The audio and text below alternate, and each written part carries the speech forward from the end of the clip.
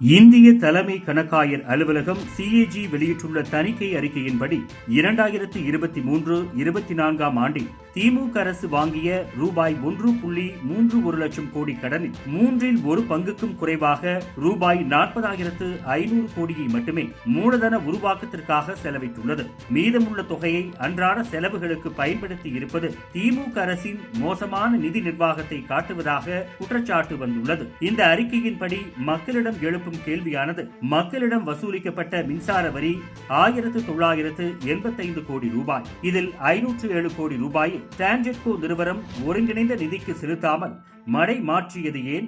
ஆட்சிக்கு வருவதற்கு முன்பு தமிழகத்தின் கடன் சுமையை குறை கூறி கடந்த 4 ஆண்டுகளில் 5 லட்சம் கோடி ரூபாய் புதிதாக கடன் வாங்கியது ஏன்? தமிழகத்தில் மத்திய அரசின் திட்டங்களில் நடக்கும் ஊழல்களை ஊக்குவிக்கும் விதமாக திமுக அரசு கள்ள மௌனத்தில் இருப்பது ஏன்?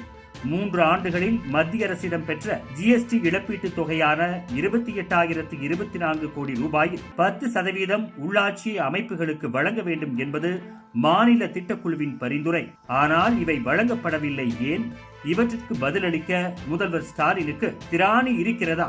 அடுத்த முறை நீதிமன்றத்திலோ மக்கள் மன்றத்திலோ திமுக அசிங்கப்படும் போது 60 ஆண்டு கால பழைய மடைமாற்ற கதைகளை கொண்டு வராமல் புதிதாக சிந்தித்து வருவாரா என்ற கோரிக்கை எழுந்துள்ளது. சிஏஜி அறிக்கையின்படி திமுக அரசின் இந்த செயலுக்கு வரும் தேர்தலில் தமிழ்நாட்டு மக்கள் மறக்க முடியாத அளவுக்கு பாடம் புகட்டுவார்கள் என்றே கூறப்படுகிறது.